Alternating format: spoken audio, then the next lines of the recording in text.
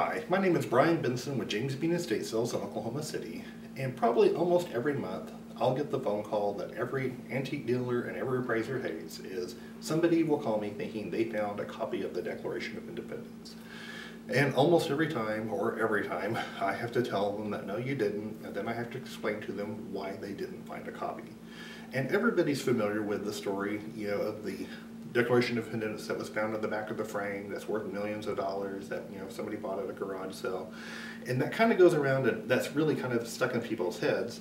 But this is what I always ask people. I always say, describe the Declaration of Independence to me, and they'll always say, it's, looks like a handwritten document and there's a whole bunch of signatures at the bottom. And it's going to look just like this. And when they tell me that, I always tell them that you didn't find the Declaration of Independence. And they're very confused when I tell them that. And the reason why they're confused is this isn't the actual original Declaration of Independence that is worth the money. The one that's worth the money is called a Dunlop broadside, and that broadside is basically a fancy term for a big sheet of newspaper. And basically, this is a single sheet of newspaper, and that's also called a broadside. And how it came to be is in July the 4th, when they actually declared independence, Thomas Jefferson had all these notes for what they wanted in the Declaration of Independence. And he had spent about 2 days putting all these notes together, and everybody agreed that that was what was going to be the Declaration of Independence. And to get this word out, because they wanted the word out as fast as they possibly could, they went across the street to a printing office named by a guy whose last name was Dunlop, and him, Benjamin Franklin, and Thomas Jefferson spent the entire night typesetting what became the actual original Declaration of Independence. And it was all typeset, just like a newspaper. At the very bottom, there was no signatures because they don't have typeset print. They just had typeset, block letters. And John Hancock, who's president of the Continental Congress, they stuck him at the very bottom. They made about 200 copies, and they sent them out to basically all the state capitals and all the major newspapers at the time. And then these major newspapers also looked at this, and they didn't have photocopiers, so they had to retypeset all this all up again on what they had as a printing press, and they made their own different versions of it. So when we're talking about the original Declaration of Independence, this is what they're talking about. And like I said, it's kind of confusing because this isn't what we're taught in history. So what happened was this carried on, and they was hung in town halls and reprinted, and everybody looked at it. And about 6 months later, people were asking, well, who actually signed the Declaration of Independence? And about 6 months later, they reissued a different one. And this is called the Goddard broadside. And it has the names of all the different people at the very bottom who signed it. And it's all done in italicized print. So, and then over the course of many other years, there's many other versions of this. There's like, one guy documented 19 different versions, and that's not even counting all the different separate newspapers who printed all this stuff. So it gets really confusing because there's a lot of different variety when it comes to this. So the original version that everybody talks about, it has kind of a totally different story. This version didn't come about until late July of 1776. And basically, one of the little court secretaries, you sat down and he wrote the whole thing out. And it was largely just a ceremonial copy. He wrote the whole thing out.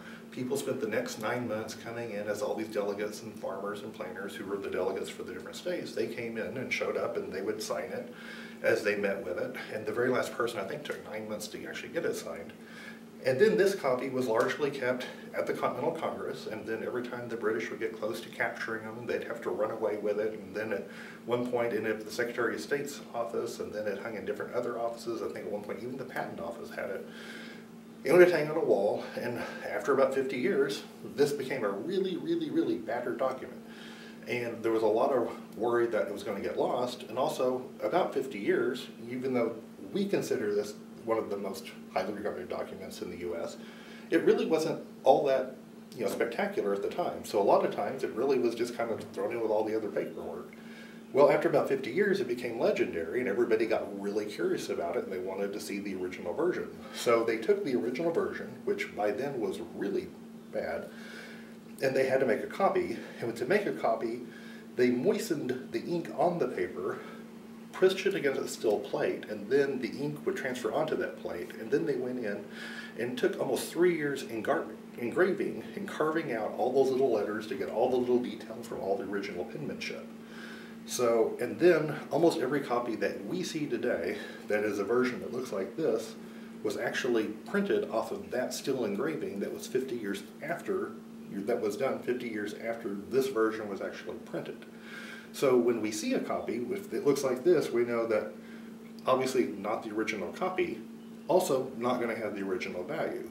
So let's say you're out there in the wild and you're garage selling, you do find a copy. Well, what I always try to explain to people is you have to remember, even when you see these, there are literally hundreds of millions of copies. This is probably the most widely copied document in the world. Every school, every school, almost every church, almost every government office, every playground, I mean everywhere. These are everywhere. Almost every patriotic home had one in their office, and these were printed for almost now 200 years. So there are hundreds of millions, if not a billion of these copies. Only 200 originals and only 26, I think, are actually still known to exist. And what I always tell everybody, you know, your chances of finding one, even though you might find one of this version, obviously you don't want that version, even if you do find one, the last one that was found in the wild, and by wild I mean one that was not uncovered in a library or, you know, some type of office that stored records, the last one that was found almost 30 years ago.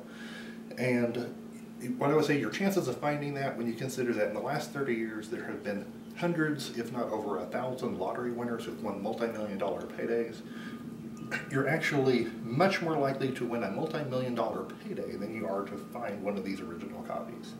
So when you go to that next garage sale and you see one, don't think that you just, you know, are going to be able to pay off your mortgage, because you're probably not. Because like I said, you're just probably not going to find one. So if you do find one, let me know, because I will definitely do an update to this video. But don't quit your job, because you're probably not going to be able to sell it, and you're probably not going to have found an actual true national treasure. Anyway, if you'd like more information or would like to visit one of our estate sales, feel free to visit us at jamesbeanestatesales.com, and I'll see you next time.